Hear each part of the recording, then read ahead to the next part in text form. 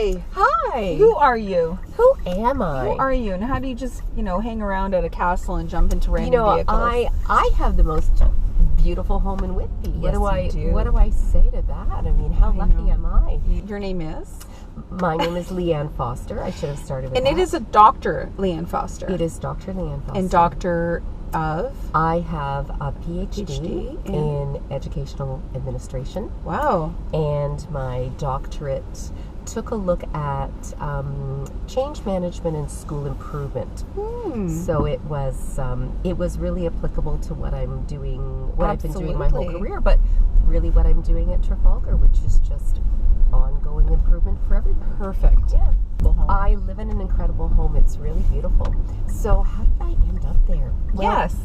I was the vice principal at St. Clement's School in Toronto. Okay. And our house was a 10-minute walk from the school. And my husband, who works for TV Ontario, yes. his office was a 15-minute walk from our house. So when I said you needed to move closer to work, I needed to move closer to work. 10 minutes was a bit too much. the street. But I was convinced to come out and meet. Take a look. Yes. Okay. And the person who got in touch with me about the job was George Briggs, who was the former head of Trafalgar Castle and has lived in Whitby for years. Okay. And used to go to Nice Bistro once a week, every week, just to escape the students. And he would have dinner at Nice Bistro and just escape the students. Exactly. That's And great. fun fact, Yes. the chalkboard menus in Nice Bistro are originally from the castle. Oh, that's neat. Yeah, it was really fun. So anyway, George said, apply. It's a wonderful school. Whitby is amazing. Yes. And one other fun fact, I grew up in the Salvation Army and have a long history of giving back to the community through that organization. I think my parents raised me well. Yes. And one of the things that my husband and I have been so thrilled about moving to Whitby is just this sense of community. Yes. And you see it in the businesses, business to business and business to community. And we've just been overwhelmed at how warm and welcoming this town is. It's wonderful. Oh, that's wonderful. Yeah. The story of how I got here is really interesting, and I think for young people out there who aren't sure what they want to do, I think it's sort of a good tale. I graduated from university in the late 80s, and at that time, if we recall,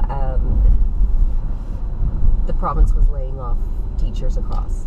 And there were not a lot of teaching jobs. It was harder to get them, and you either had to go far away from home or not make very much money. Okay. And my father, who's pragmatic and an engineer, said, You should have been an engineer. Yeah, well, a lawyer or, So my dad was an engineer. Yeah, my father's I can relate. I'm very practical man. Dad, but okay. And he said, look, go out and work. And work for a while. Okay. And if you are meant to really be a teacher, you will find your way back. Oh. But don't stay at home not making any money. Don't go and just do nothing, right? Or don't go and take a minimum wage job just because you can't get the job you want. Right. So interestingly enough, I found myself working for 8 years in publishing.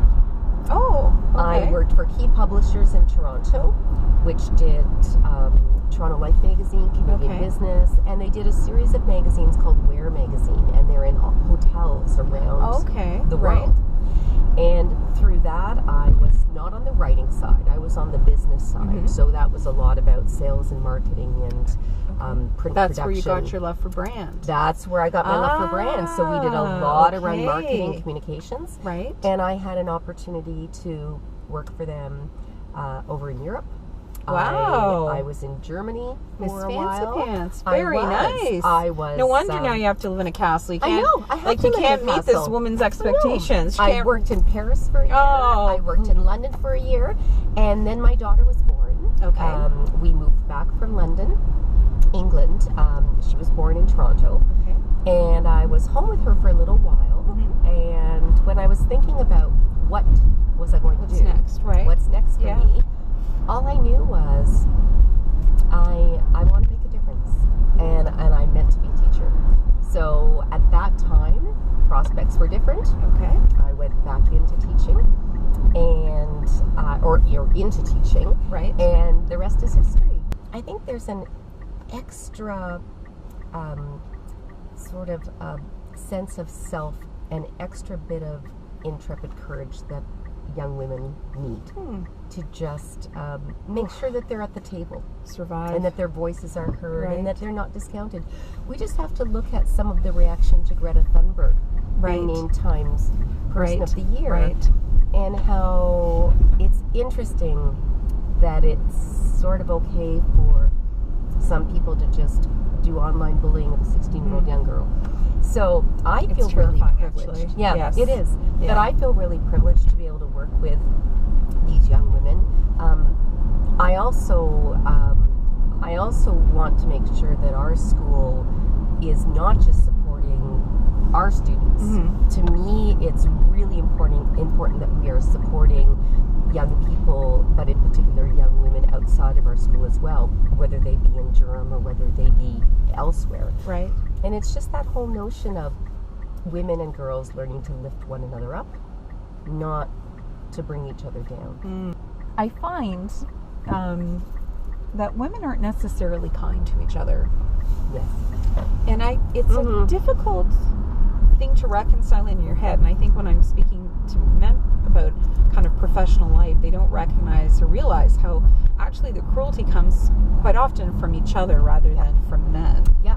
And the challenges in a business environment or a work environment that comes from women. And it's interesting that we didn't learn what you've just described, or it's our natural tendency. I'm not sure what it is, but it's been really sad to watch in my career. It is, and there's research around it, which is actually disturbing.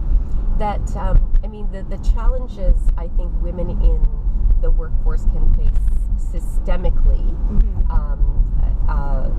limitations that get put on their career from a systems perspective, or sometimes from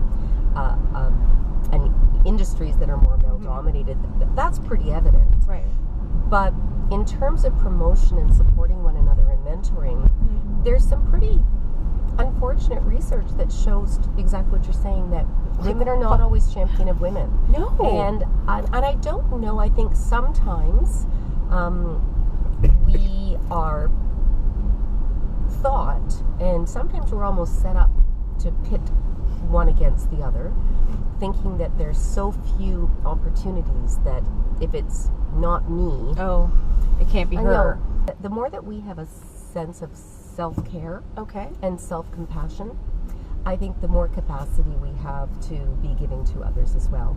So I, for one, am just going to continue to hopefully keep doing what you're doing, supporting women and men alike, and young men as well, but supporting women who I work with, supporting women who I work beside and who work for me, and in the community. And I think the more that we model that, so the women who can do that well, the more we model that, the more it'll be for other women will see that, and younger women will see that. I think I feel optimistic about that part of the future. Okay. Yeah. But I think it really requires women who are in positions of leadership to be really deliberate in showing that gratitude and in making themselves vulnerable by acknowledging the mistakes they've made along the road, sharing that with women coming up through the ranks, and helping them along. I'm kind of a big fan of yours too. As much as you bring a really interesting perspective to the school and curriculum and your love of education, but there is that business side. Congratulations! Thank you for coming for the ride with me. It's been wonderful getting to know you.